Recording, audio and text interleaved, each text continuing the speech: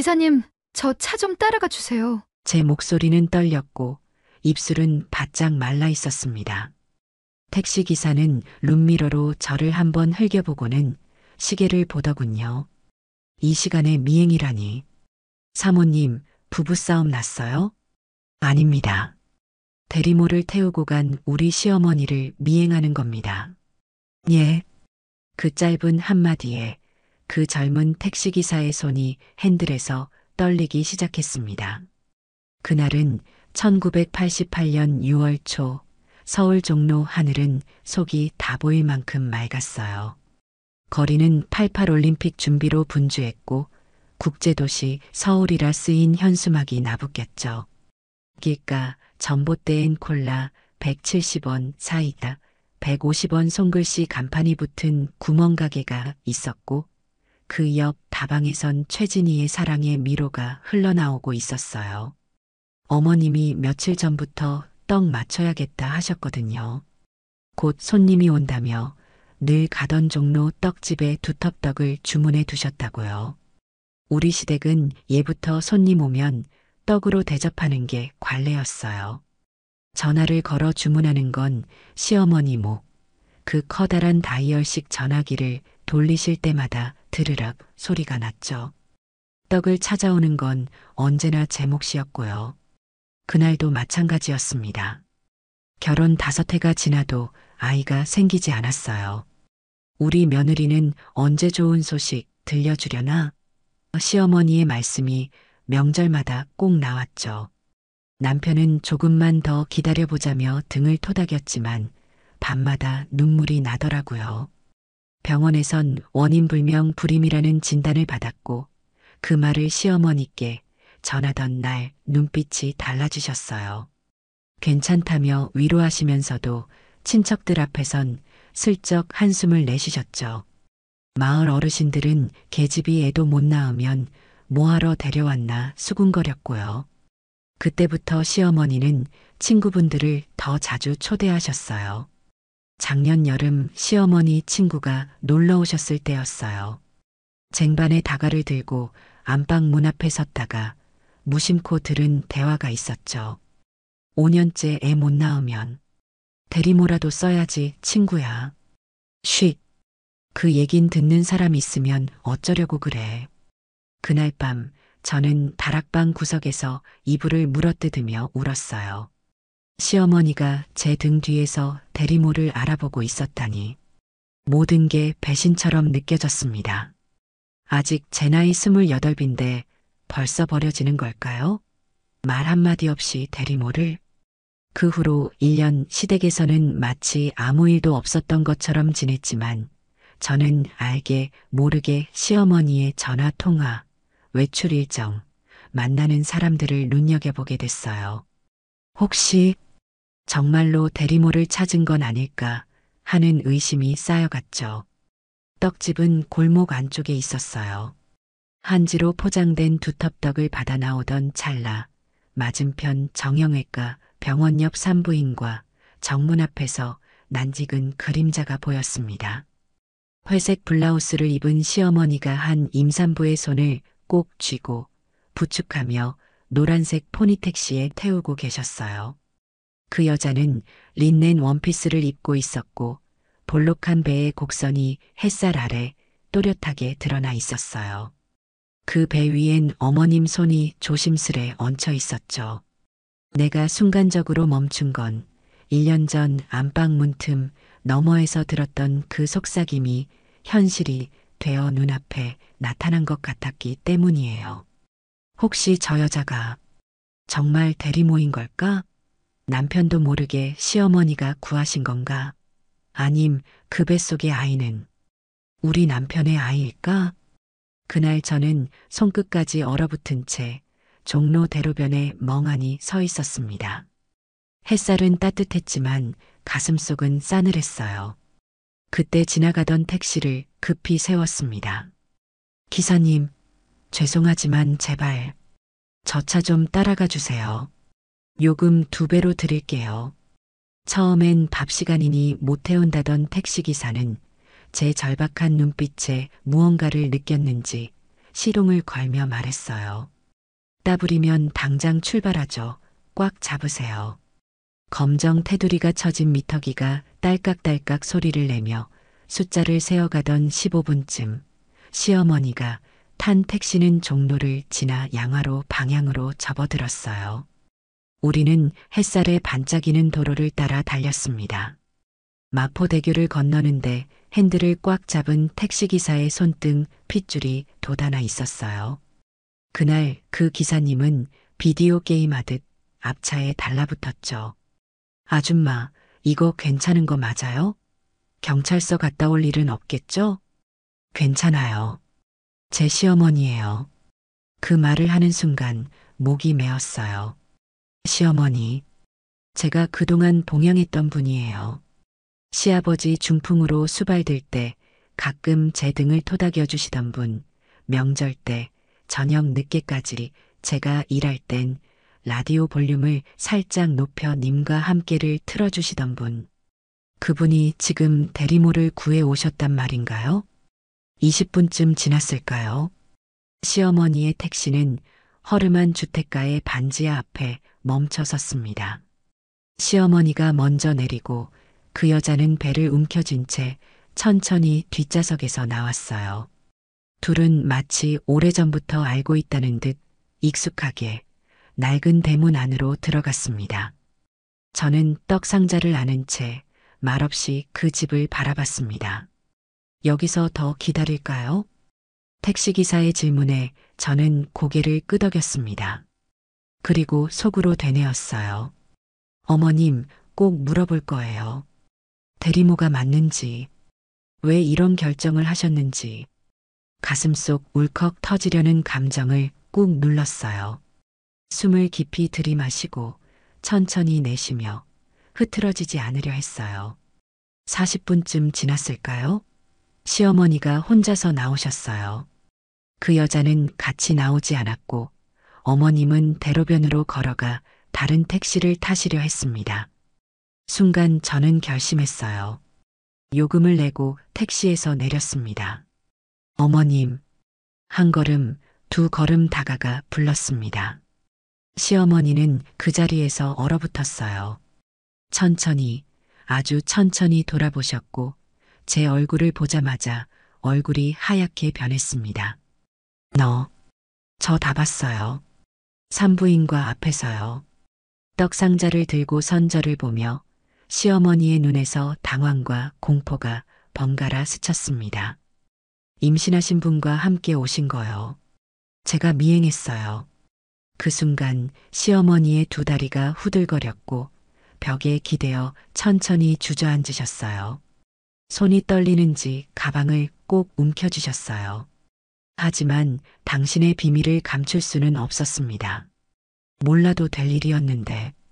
그렇게 우리 집의 진짜 이야기가 조용히 하지만 완전히 열리기 시작했습니다.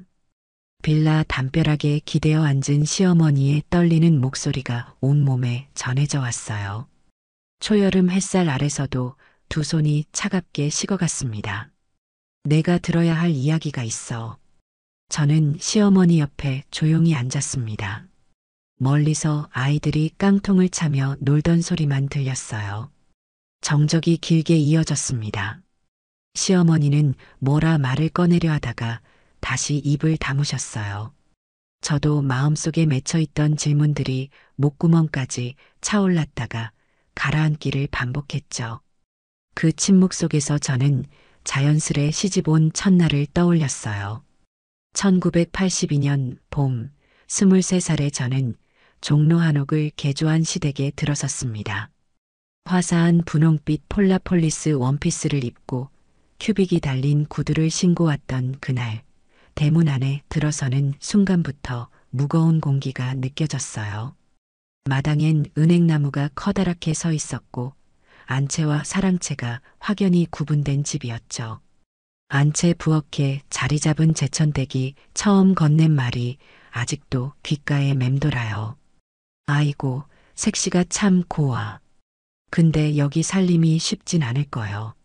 사모님이 명문가 교수 출신이라 까다로우실 거야. 첫날부터 시아버지 봉양은 제 몫이었어요. 중풍으로 절반이 마비된 시아버지는 움직임이 둔하셨고 하루 3번 밥상을 가져다 드리고 약을 챙겨드리고 수저를 입에 대드리는 일은 오롯이 저의 일과가 됐어요. 남편은 대학에서 건축을 전공한 사람이었어요.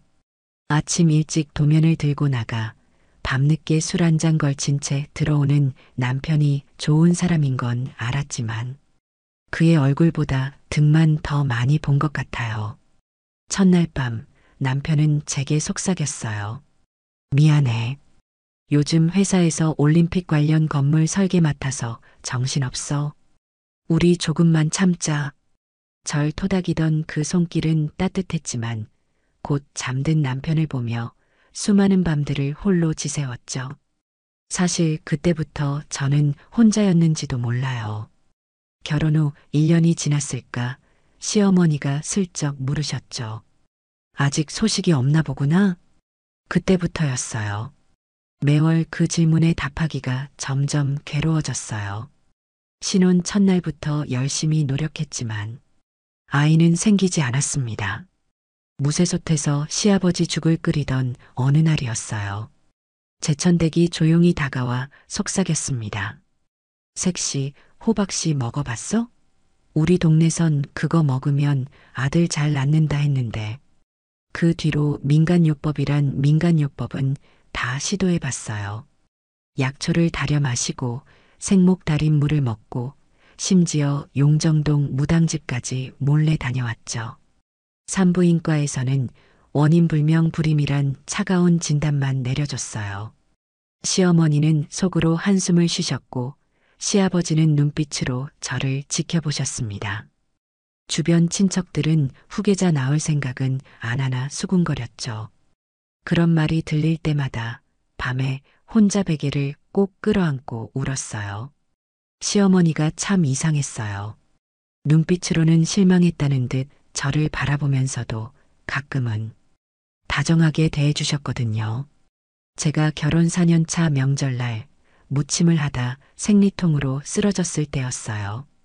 그때 시어머니가 제 방에 조용히 들어오셨어요. 이거 생리통에 좋대서 내가 한약방에서 받아온 거야. 먹고 좀 쉬어. 홍삼액이 담긴 약병을 건네시며 이불을 덮어주셨죠. 저는 그 따뜻함이 낯설어서 더 서럽게 울었어요. 왜 이렇게 상냥하게 대하시나? 내가 애 못 낳는 게 그렇게 미우시면서 또 한 번은 제가 시장에서 사온 오징어를 칼질하다 손을 베었을 때였어요. 손가락에서 피가 줄줄 흐르자 시어머니가 급히 달려와 약솜을 꾹 눌러주셨어요. 조심해야지. 너 손 예쁜 거 아깝다. 그 말에 왠지 모를 죄책감이 들었어요. 왜 제게 이렇게 다정하실까? 친정 엄마처럼 챙겨주시려는 건가 아니면 불임인 며느리라서 더 불쌍히 여기시는 건가? 우리 집에는 자개 장식장이 있었어요. 그 안에는 브라운관 금성 TV가 놓여 있었고 그 위에 놓인 전화기는 다이얼을 돌려야 했죠. 그 옆에는 어머님이 소중히 간직하던 사진 한 장이 있었어요. 커다란 갈색 액자에 담긴 어머님과 시아버지의 젊은 시절 흑백 사진이었어요. 하루는 그 액자를 닦다가 액자 뒤에서 조그만 사진 한 장을 발견했어요. 시어머니의 젊은 시절 사진이었죠. 그런데 옆에 계신 분은 시아버지가 아니었어요. 누군지 모를 다른 남자였죠. 저는 얼른 사진을 제자리에 숨겨놓았어요. 뭔가 중요한 비밀을 발견한 것 같은 느낌이 들었어요. 그 느낌이 자꾸 마음에 걸렸어요. 1년 전 시어머니와 친구분의 대리모 이야기를 몰래 들은 저는 시어머니의 움직임을 예민하게 살폈어요. 누구와 통화하는지, 어디에 가는지, 왜 갑자기 외출이 잦아졌는지, 손님이 온다며 맞춘 떡은 정말 손님 접대용일까? 아니면 다른 의도가 있는 걸까? 무엇보다 제가 불임이라는 사실이 매일매일 저를 괴롭혔어요. 5년이 지나도 아이가 없으면 쫓겨나는 걸까? 남편은 다른 여자와 다시 결혼할까? 내가 여기 있을 자격이 있을까? 시어머니의 다정한 말들도 의심스러웠어요. 마치 미안해서 혹은 곧 대리모를 들릴 계획이니까 이 정도 친절은 보여야겠다는 마음 같았어요. 그렇게 시간은 흘러오늘 산부인과 앞에서 임산부와 함께 있는 시어머니를 보게 된 거예요. 어머님, 빌라 담벼락 옆에 앉아 저는 다시 입을 열었어요. 그 여자분이 대리모인가요? 제가 애를 못 낳으니까 남편도 모르게 어머님이 구하신 거예요? 예전에 친구분과 안방에서 하시는 말씀 들었어요. 시어머니는 놀란 표정으로 고개를 들어 제 눈을 바라보셨어요. 그리고 입술을 깨물며 말씀하셨죠. 아니다, 그건 아니야. 그럼 뭐예요? 왜 산부인과에? 왜 임산부와 함께? 그 사람은 대리모가 아니야. 시어머니의 눈에서 눈물이 흘렀어요. 처음 보는 모습이었어요. 결혼한 이후로 한 번도 본 적 없는 표정이었어요.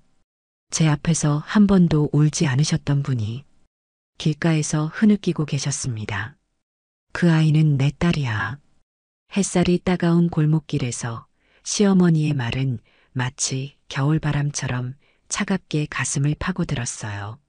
세상이 느려지는 듯 했습니다. 네, 내 목소리가 낯설게 들렸어요. 시어머니는 떡 상자 위로 손을 얹고 떨리는 손가락으로 상자의 모서리를 매만지셨어요. 딸이요? 어머님이 언제? 시어머니가 천천히 고개를 드셨어요. 그 눈빛은 제가 지난 7년간 본 적 없는 것이었습니다. 오랫동안 감춰온 슬픔처럼 깊고 어두웠죠. 이 얘기는 내 아버님도 모르는 거야. 시어머니는 조심스레 떡 상자를 옆에 내려놓고 깊은 숨을 들이마셨어요. 골목 끝에서 들려오는 똥차의 경적 소리가 잠시 우리를 일상으로 돌려놓았지만 곧 시어머니의 낮은 목소리가 흘러나왔습니다. 난 결혼 전에 아이를 낳았단다. 그 순간 나는 액자 뒤에서 발견했던 그 사진이 떠올랐어요. 시어머니와 시아버지가 아닌 다른 남자. 그 사람은 가난했지만 참 따뜻한 사람이었어. 우리 집안은 조선시대 때는 명문사 대부 집안이었고 이후로도 대대로 교편을 잡던 명문가였지. 당시 아버지는 서울대학 교수였어. 그런 집안의 혼전 임신이라니. 시어머니의 눈에서 눈물이 떨어졌어요. 나는 옷소매를 꺼내드렸지만 시어머니는 손을 저으셨어요. 괜찮아, 이 정도는. 시어머니는 조금 떨어진 골목 안쪽을 바라보셨어요. 어쩌면 과거를 바라보고 계신 건지도 모르겠어요. 1956년 아버지가 병원에 데려가셨어. 사산이다. 잊어라라고 하셨지. 그땐 미혼모가 아이 낳으면 의사가 사산이라 거짓말해주고 호적에도 기록 안 하던 시절이었단다. 시어머니는 한숨을 내쉬었어요. 의사 선생님 말씀은 거역할 수 없는 법이었지. 백색 가운의 간호원들은 모두 하얀 간호 모자를 쓰고 다녔어. 그들 앞에서 한마디도 물어볼 수 없었어. 제 가슴이 조여들었어요. 시대의 무게가 한 여자에게 얼마나 가혹했는지 느껴졌어요. 그해 겨울, 아버지는 나를 서둘러 시집 보냈어. 너의 시아버지에게. 내겐 선택권이 없었지. 시어머니의 말씀에서 쓰라린 아픔이 느껴졌어요. 결혼의 시작점이 이런 강요된 선택이었다니. 그런데 몇 해 전 친정 어머니가 돌아가시면서야 처음 알게 됐어. 그 아이가 죽은 게 아니라 고아원에 맡겨졌다는 걸. 내 아이가 살아 있었다는 걸. 내가 단 한 번도 안아보지 못한 아이가 세상 어딘가 살아있다는 걸 그때 알았단다. 시어머니의 목소리가 떨렸어요. 주머니에서 손수건을 꺼내 눈가를 닦으셨죠. 그 애를 찾고 싶었지. 근데 내가 무슨 낯으로 그런 말을 하겠니? 네 아버님도 모르셔. 현관문을 들어서면 항상 정갈하게 앉아 계시던 시어머니 한 번도 흐트러진 모습을 본 적 없던 분이 지금 제 앞에서 온 마음을 다해 울고 계셨어요. 어머님, 그분의 손을 잡았어요. 차갑고 마른 손이었습니다. 내 친구 중에 오키라고 발 넓은 사람이 있잖니. 예전엔 미원 다방에서 일했는데 그때 만난 인맥이 많아. 그 친구가 몰래 수소문해줬어. 어디 사는지 뭐 하는지 찾아낸 건 1년 전이었단다. 꼭 1년 전.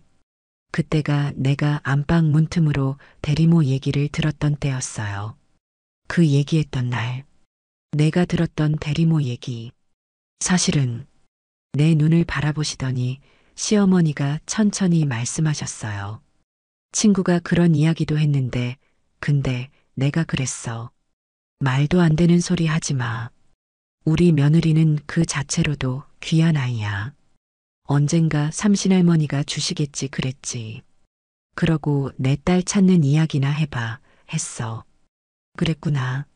순간 가슴이 철렁했어요. 내가 대리모 이야기에 너무 집중돼서 빨리 자리를 피했던 거예요. 그래서 뒷부분을 못 들었던 거였어요. 그럼 대리모를 구하려던 게 아니었던 거예요? 시어머니는 고개를 가로저으셨어요.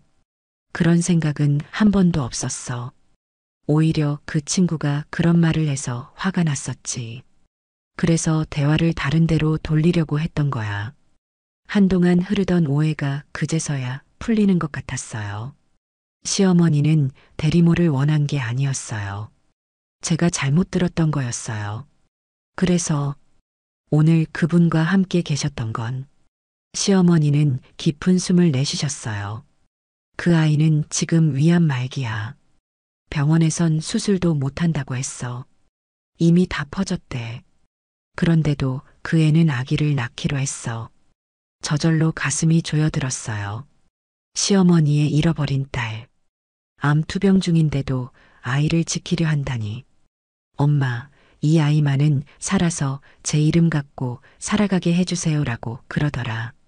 내가 그 말에 아무 대꾸도 못했어. 내가 그의 엄마라고 불릴 자격이 있나 싶어서. 임신한 그 여자가 시어머니의 친딸이었다니. 그 여자 뱃속의 아이는 시어머니의 외손주였던 거예요. 제가 그토록 질투하던 대상이 말이죠. 그래서 오늘 병원에서 진료받고 집으로 돌아오는 길이었어. 그러니까 그 여자분이 어머님 친딸이시고 뱃속에 아이가 있는 거네요. 그리고 그분이 암이. 말을 잇지 못했어요. 눈앞이 흐려졌습니다. 우리 딸 이름은 혜연이라고 해. 어머님, 제 목소리가 떨렸어요. 시어머니는 고개를 들고 땅거미가 내려앉기 시작한 하늘을 바라보셨어요. 혜연이 얼마 안 남았대. 의사는 한 달이라고 했지만 아이 낳는데 온 힘을 쏟고 있어. 상태가 좋지 않아. 집 앞 전봇대에 달린 가로등이 하나둘 켜지기 시작했어요. 그 불빛 아래서 시어머니의 얼굴이 더욱 수척해 보였어요. 그럼 그 아이는요? 손주. 내 손주야. 그 애가 남기고 갈. 내 피 한 방울, 내 살점이야. 그런데 시어머니는 다시 고개를 떨구셨어요. 아이가 태어나면 또 고아원으로 보내야 하나 그 생각만 하면 숨이 막혀.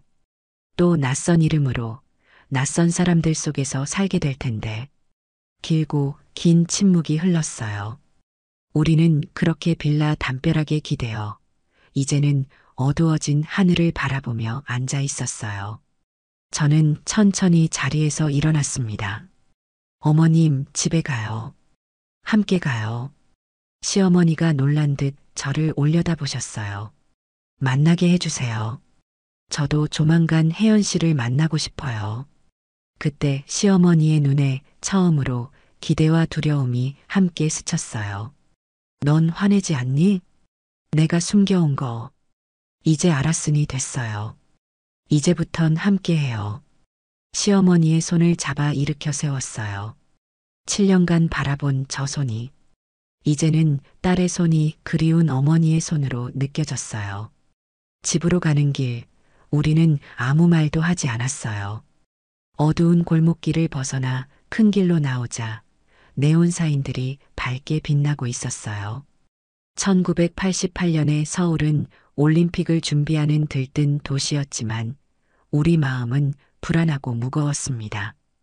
그날 밤 남편이 퇴근에 들어오자마자 양말을 벗겨주며 평소처럼 행동했어요. 그는 피곤한 얼굴로 오늘 어땠어? 라고 물었지만 저는 그저 별일 없었어요 라고 답했죠.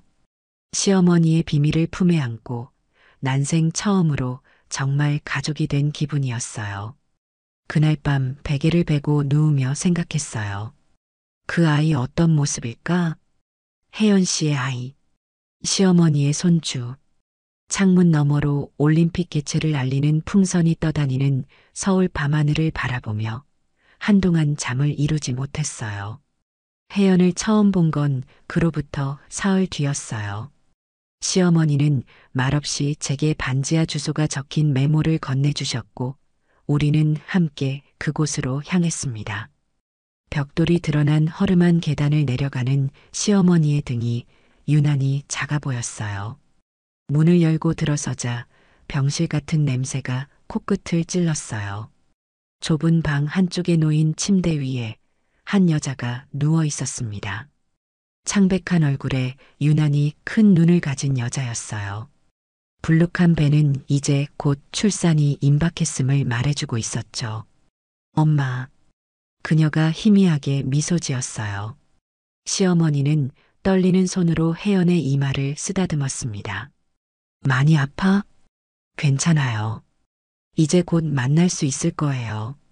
그 순간 혜연은 저를 발견했어요. 우리는 서로를 잠시 바라보았습니다. 그녀의 눈에 담긴 것은 궁금함, 경계심, 아니면 안도감? 읽을 수 없었어요. 우리 며느리야. 시어머니의 목소리가 떨렸습니다. 혜연은 미소 지었어요. 생각보다 맑고 환한 미소였죠. 들었어요, 엄마한테. 남동생이 무척 좋은 사람과 결혼했다고. 그 말이 어색했지만 그녀에게는 제 남편이 의붓동생이나 다름없었을 테니까요. 반지하 방은 생각보다 정갈했어요. 작은 전기밥솥과 낡은 텔레비전이 있었고 벽에는 혜연이 오려 붙인 듯한 가수 사진들이 몇 장 있었어요. 이문세, 김현식, 변진서. 1980년대를 풍미하던 가수들이었죠. 차 한 잔 드릴까요? 혜연은 힘겹게 몸을 일으키려 했지만 시어머니가 그녀를 말렸어요. 누워있어, 내가 끓일게. 시어머니는 부엌으로 향했고 혜연과 저는 잠시 둘만 남게 됐어요. 저 오해하지 마세요. 혜연이 조용히 말했어요. 전 재산을 빼앗거나 그럴 생각이 없어요.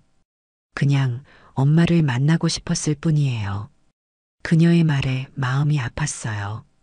제가 뭘 오해할까봐 걱정하는 그 마음이. 알아요, 괜찮아요. 제가 대답했어요. 그리고 조심스럽게 물었죠. 혜연 씨, 그동안 어떻게 지냈어요? 그 질문에 혜연의 눈에 잠시 그림자가 스쳤어요. 하지만 곧 담담하게 말하기 시작했죠. 고아원은 차가웠어요. 그녀가 침대 옆 작은 탁자 위에 낡은 인형을 집어들었어요. 털이 닳아 반들거리는 곰인형이었죠. 이건 제가 6살 때 외국인 봉사자가 준 거예요. 유일하게 제 것이었죠. 혜연은 그 인형을 쓰다듬었어요. 고아원에서는 모든 게 공용이었어요. 옷, 신발, 심지어 이름까지도. 그녀가 쓸쓸히 웃었어요. 저는 그때 이름이 순자였어요. 혜연이 조용히 말했어요. 고아원에서는 제가 김순자였어요. 원장님 성을 따라 김씨를 쓰고 그 해에 들어온 여자아이들은 대부분 순자를 돌림자로 썼거든요. 5살에 다른 보육원으로 옮겨갔을 때는 김순자 328번이라고 불렸고 12살에 또 다른 시설로 갔을 때는 그냥 328번 아이라고만 불렸어요. 말투에는 담담함이 묻어 있었지만 그 뒤에 숨은 아픔이 느껴졌어요. 침대 옆 탁자 위에는 작은 플라스틱 액자가 놓여 있었어요. 제가 액자를 들어 올렸어요. 고아원 선생님과 찍은 사진이에요. 제가 10살 때 사진 속 소녀는 까까머리에 줄무늬 티셔츠를 입고 있었어요. 그 옆에 선 여선생님은 아이의 어깨를 감싸고 있었죠.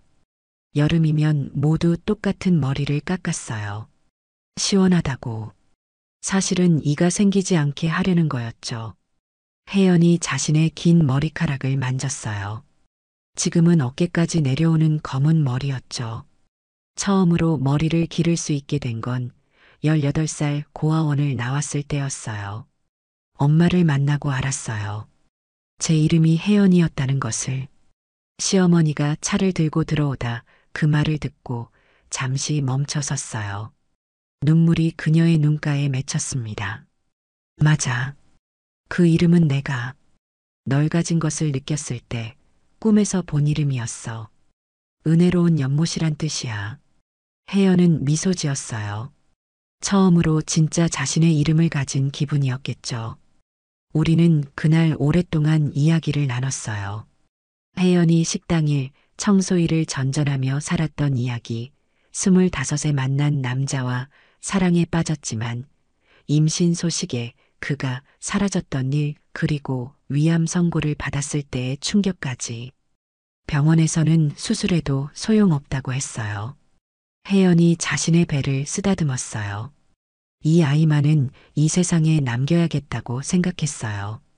제가 평생 그랬던 것처럼 이름도 없이 가족도 없이 살게 하고 싶지 않았거든요. 시간이 흐를수록 혜연의 얼굴은 점점 창백해졌지만 눈빛만은 단단했어요. 이틀 후 우리는 혜연의 방에 다시 갔어요. 이번엔 제가 직접 시장에서 산 미역과 소고기를 들고서요. 산후조리할 음식을 미리 준비하고 싶었거든요. 혜연은 좀 더 창백해 보였지만 여전히 환한 미소였어요. 와주셔서 고마워요. 목소리에서 고마움이 묻어났어요. 시어머니는 미역국을 먹이고 저는 혜연의 머리를 빗겨주었습니다. 이상한 기분이었어요. 불과 며칠 전까지 질투하던 그 여자가 이제는 챙겨주고 싶은 가족이 되어 있었으니까요. 그날 밤 갑자기 시어머니 방에서 전화벨이 울렸어요. 시어머니가 놀라 전화를 받더니 얼굴색이 변했습니다. 지금 가마. 우리 지금 갈게. 시어머니가 저를 조용히 깨웠어요. 혜연이가 진통이 시작됐대. 우리는 서둘러 반지하로 향했어요. 한밤중이었지만 골목길 구멍가게 아저씨가 낡은 봉고차를 내주셨죠. 아이고, 애기 나오나? 어서 타. 부르르 떨리는 엔진 소리와 함께 우리는 병원으로 향했어요. 시어머니는 혜연의 손을 꼭 잡고 있었죠. 병원에 도착했을 때 혜연은 이미 분만실에 들어가 있었어요. 초여름 밤이었지만 병원 대기실은 냉랭했습니다. 앉아 있어. 아가, 오래 걸릴 거야. 시어머니가 제 손을 잡았어요. 그 손이 차갑게 떨리고 있었죠. 산부인과 대기실의 벽시계가 딱딱 소리를 내며 밤 시간을 재촉했어요. 시계 옆에는 제왕절개 25만 원, 자연분만 15만 원이라고 적힌 가격표가 붙어 있었어요. 흰 실크 블라우스에 힘을 주고 앉아있는 시어머니가 문득 낯설었어요. 새벽 3시가 되자 분만실에서 의사가 나왔어요. 산모가 많이 약해요. 수술을 해야 할 것 같습니다. 시어머니가 벌떡 일어났어요. 우리 아이 괜찮을까요? 의사는 잠시 머뭇거리다 말했어요. 최선을 다하겠습니다만. 암이 많이 진행됐고 출산 과정의 스트레스로 상태가 급격히 나빠졌어요. 마음의 준비를 하세요. 그 말이 끝나기도 전에 시어머니가 의사의 팔을 붙잡았어요. 제발, 제발. 이번엔 우리 딸 살려주세요. 제발. 시어머니는 바닥에 두 무릎을 꿇고 절규하듯 빌고 또 빌었어요. 그 모습이 너무 아파 보여서 저도 모르게 시어머니를 안았어요. 시어머니의 어깨가 작게 떨렸습니다. 새벽 4시 38분 수술실 문이 열렸어요. 간호사가 작은 아기를 안고 나왔습니다. 건강하게 울어대는 사내아이였어요. 축하합니다. 3.2kg의 건강한 남자아이예요. 시어머니는 아기를 안고 굳어버렸어요. 처음으로 안는 외손주. 아니, 어쩌면 생애 처음으로 안아보는 아기였을지도 모르겠어요. 우리 아기. 시어머니의 눈물이 아기의 작은 얼굴 위로 떨어졌습니다. 혜연이는요? 우리 딸은요? 간호사의 얼굴이 어두워졌어요. 아직 수술 중입니다. 의사 선생님이 곧 나오실 거예요. 그로부터 30분 후 의사가 나왔어요. 그의 표정만으로도 알 수 있었습니다. 죄송합니다. 시어머니의 비명이 병원 복도에 울려 퍼졌어요. 아기를 품에 안은 채 시어머니는 바닥에 주저앉았습니다. 혹시 몰라 임종 전에 딸에게 태어난 아이를 잠깐이라도 보여줄 수 있을까 싶어서 간호사에게 부탁해서 갓난아이를 안고 있었어요. 안 돼. 이번엔 안 돼. 이번엔 데려가지 마. 저는 시어머니를 부축하며 시어머니가 아기를 떨어뜨리지 않게 붙들었어요. 시어머니의 눈물이 제 손등 위로 뜨겁게 떨어졌습니다. 제 딸을 지금 볼 수 있을까요? 의사는 조용히 고개를 끄덕였어요. 수술실의 하얀 침대 위 혜연은 마치 깊이 잠든 것처럼 평화로워 보였어요. 창백한 얼굴이었지만 마지막 순간까지 싸운 흔적이 느껴졌습니다. 시어머니는 아기를 제게 맡기고 딸의 손을 꼭 잡았어요. 우리 혜연아, 미안해. 엄마가 너무 미안해. 제 품에 안긴 아기가 작게 울음을 터뜨렸어요. 그 울음소리가 혜연의 영혼을 부르는 것 같았습니다. 시어머니는 딸의 이마에 입을 맞추고 오랫동안 그대로 있었어요. 태어났을 때 한 번도 해주지 못했던 것을 마지막으로 해주고 싶었던 걸까요? 병실 창문으로 새벽 햇살이 비치기 시작했어요. 아침이 밝아오고 있었습니다. 혜연의 장례식은 간소하게 치러졌어요. 제가 사온 국화 몇 송이가 영정 앞에 놓였고 향불 냄새가 조촐한 장례식장을 채웠어요.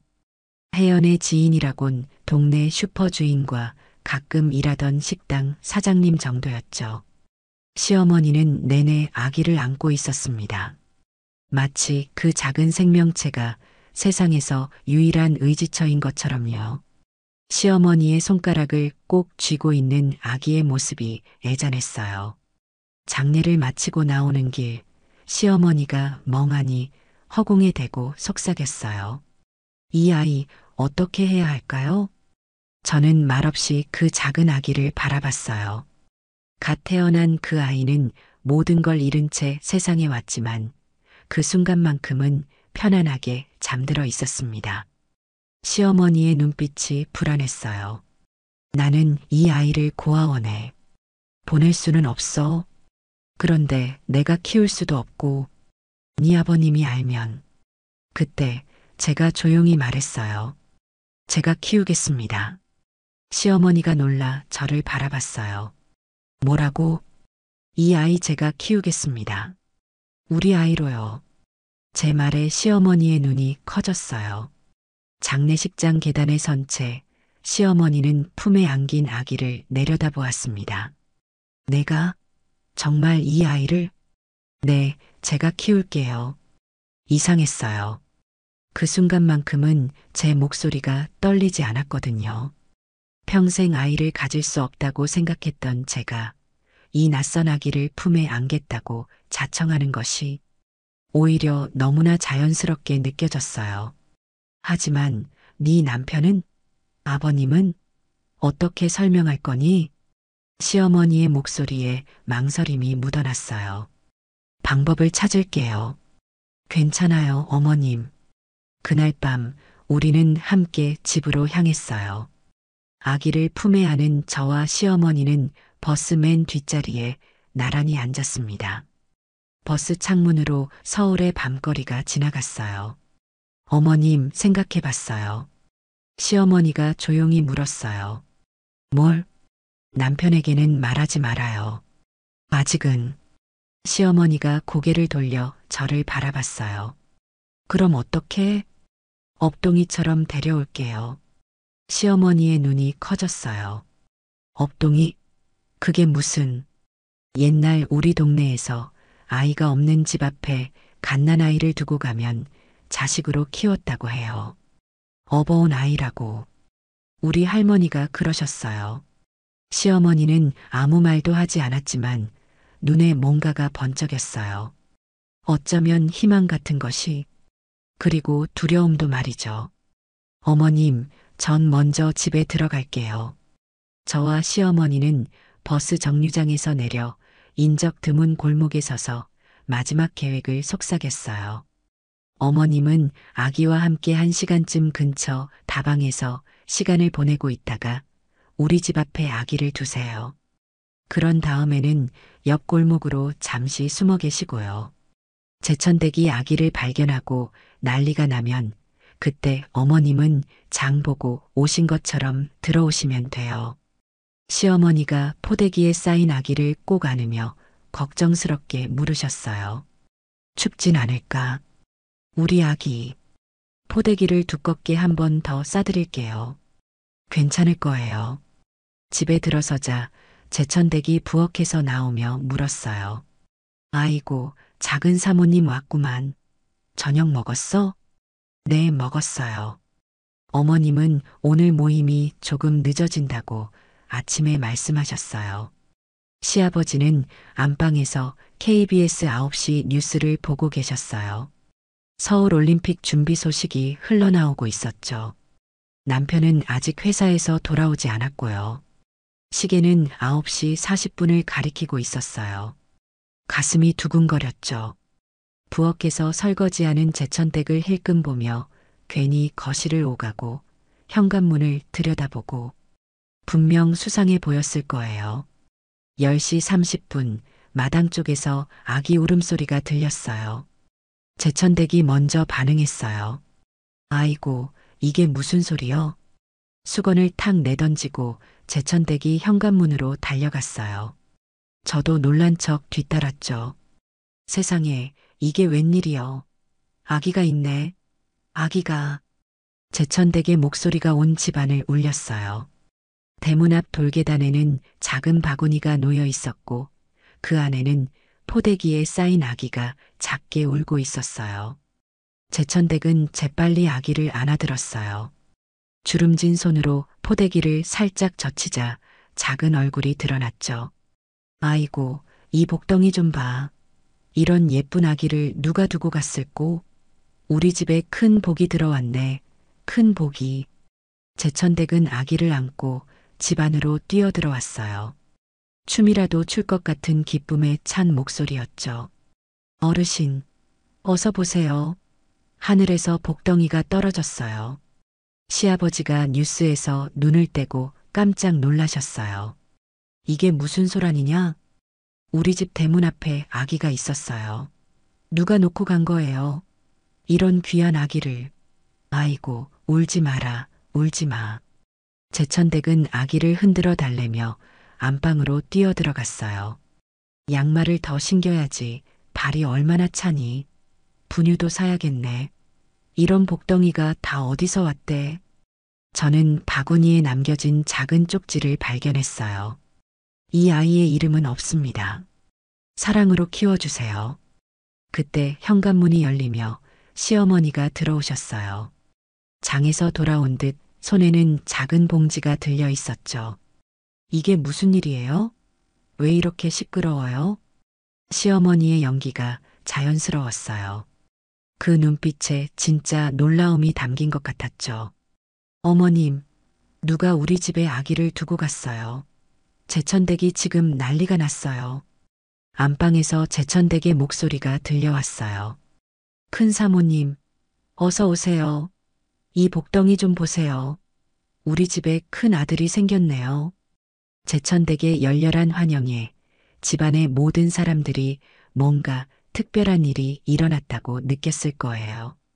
이 아이는 하늘이 내려준 선물처럼 여겨지기 시작했습니다. 시아버지는 아기를 내려다보셨어요. 이게 대체 무슨 일이냐? 모르겠어요, 아버님. 대문 앞에 놓여 있었대요. 제가 조심스럽게 대답했어요. 시아버지의 눈빛이 예리했지만 뭔가 다른 감정도 스쳤어요. 동정? 호기심? 경찰에 신고해야지. 시아버지가 단호하게 말씀하셨어요. 그때 시어머니가 앞으로 나섰어요. 이 밤에 어떻게 해? 내일 아침에 하면 어떨까요?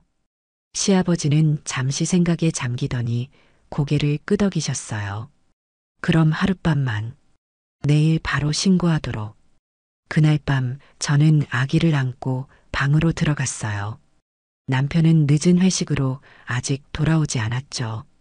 작은 목소리로 아기에게 말을 걸었어요. 이름은 업동이로 할까? 우리가 업어온 아이. 아기는 작게 하품을 하며 제 품에 더 파고들었어요. 그 순간 뭔가가 제 안에서 녹아내리는 느낌이었어요. 이 작은 생명이 정말 제 아이가 된 것처럼. 자정이 지나 남편이 돌아왔을 때 아기는 제 옆에서 자고 있었어요. 술 냄새를 풍기며 들어온 남편은 침대 위에 작은 생명체를 발견하고 깜짝 놀랐어요. 이게 뭐야? 대문 앞에 버려진 아기예요. 내일 경찰에 신고하기로 했어요. 남편은 믿을 수 없다는 듯 아기를 내려다봤어요. 그리고 조심스럽게 손가락을 내밀자 아기가 자는 중에도 그의 손가락을 꼭 쥐었어요. 어떡하지? 남편의 목소리가 떨렸어요. 다음 날 아침 온 집안이 분주했어요. 제천댁은 서둘러 시장에서 기저귀와 분유를 사왔고 시어머니는 작은 옷가지를 찾아 정리하셨죠. 시아버지는 아침 내내 아기를 내려다보셨어요. 그리고 오후가 되자 저를 불러 이야기를 나눴습니다. 경찰에 신고하면 고아원으로 보내질 게다. 시아버지의 목소리에 무거움이 묻어났어요. 네, 그럴 것 같아요.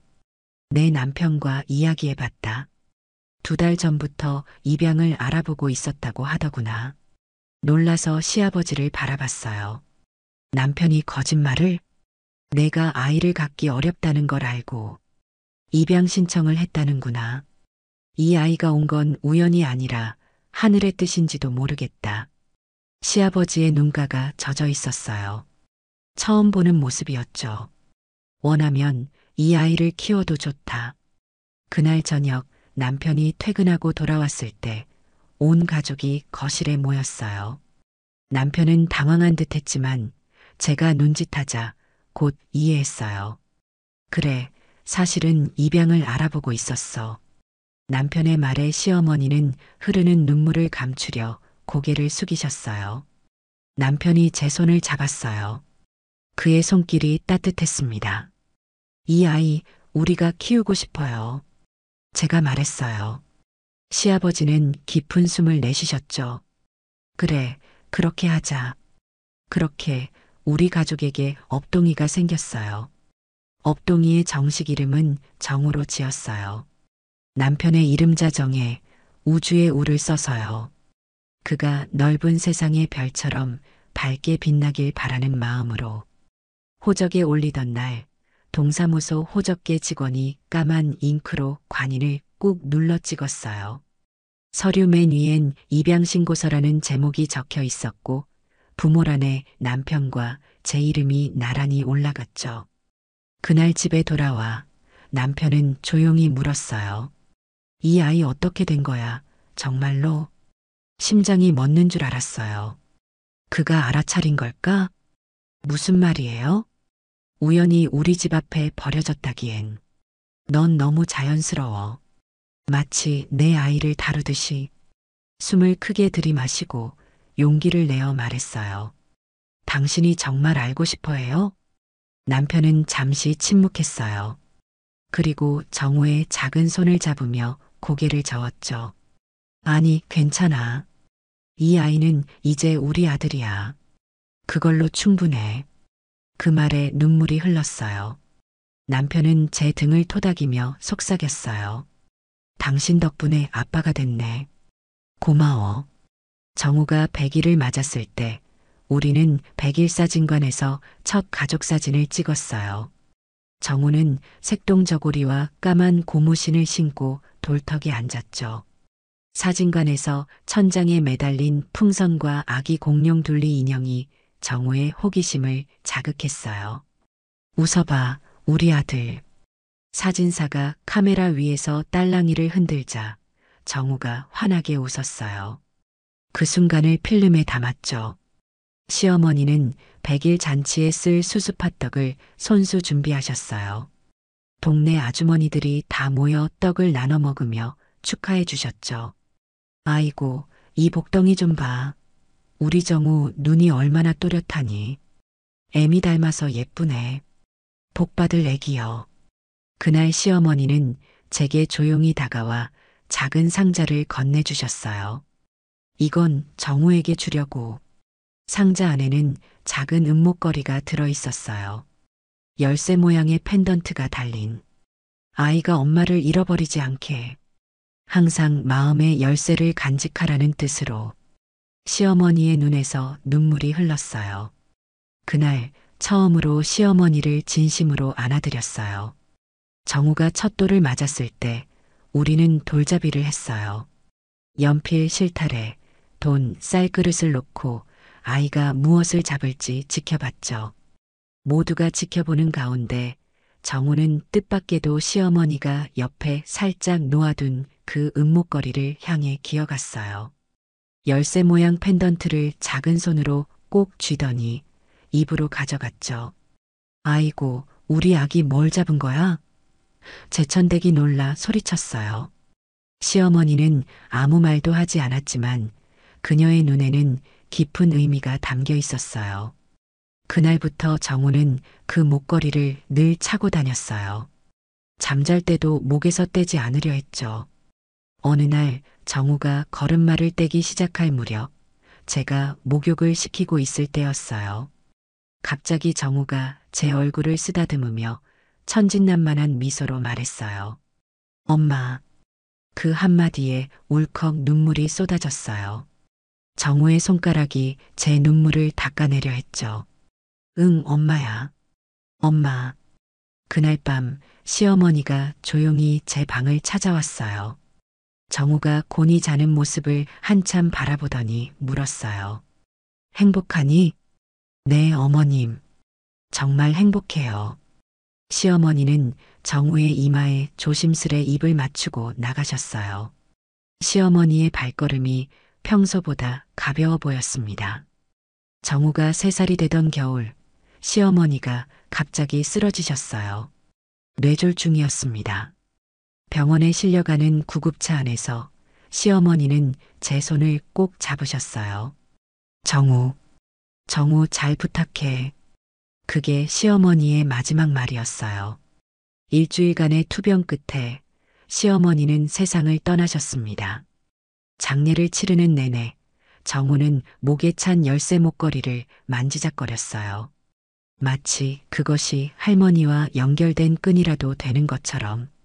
시어머니의 장례식 날 아침 이슬이 내린 묘지에서 우리가 고개를 숙이고 있을 때 정우가 갑자기 소리쳤어요. 할머니, 안녕. 하늘을 향해 손을 흔드는 정우의 모습이 그날의 슬픔 속에서 작은 위로가 되었어요.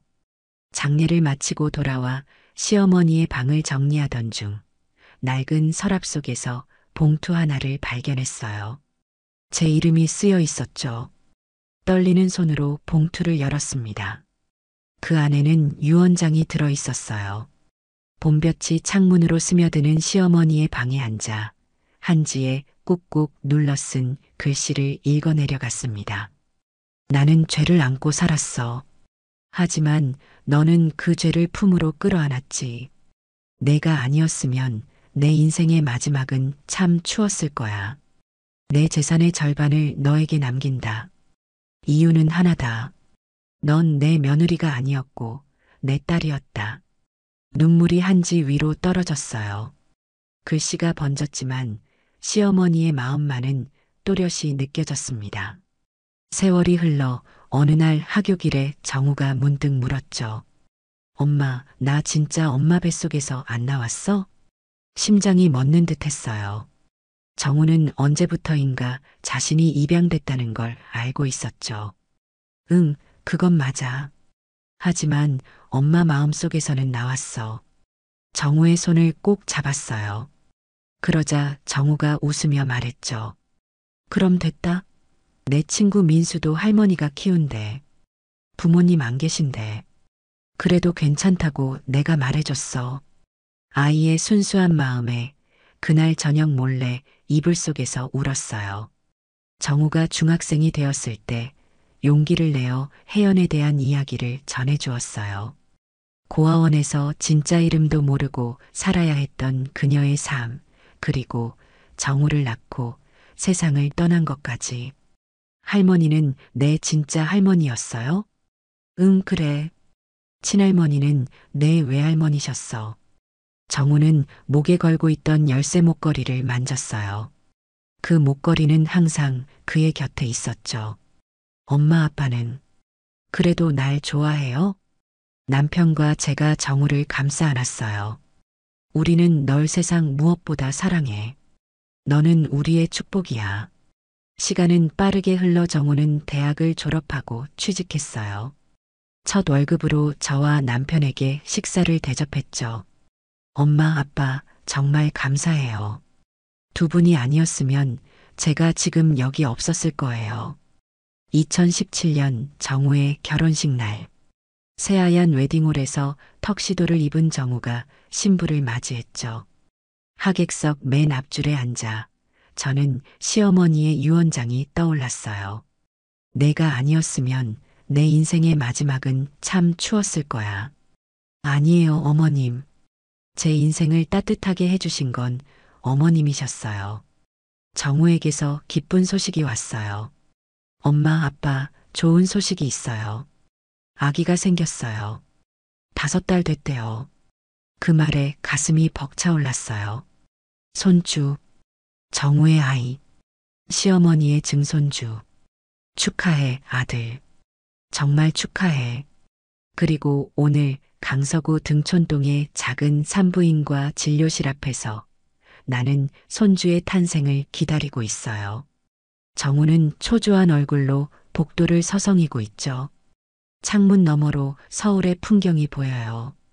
1988년 그날 제가 택시에서 내려 반지하 빌라를 바라보던 그 날로부터 37년이 흘렀네요. 간호사가 문을 열고 나왔어요. 할머님, 축하드려요. 건강한 여자아이예요. 안으로 들어가자 며느리가 작은 아기를 품에 안고 있었어요. 주름진 제 손으로 조심스레 손주의 볼을 쓰다듬었죠. 이름은 뭐로 지을 거니? 정우가 조용히 말했어요. 혜연이요. 할머니와 제 친어머니를 기억하는 마음으로요. 눈물이 볼을 타고 흘렀어요. 창문 너머로 햇살이 쏟아지는 하늘이 보였습니다. 이제 저는 67세 할머니가 되었어요.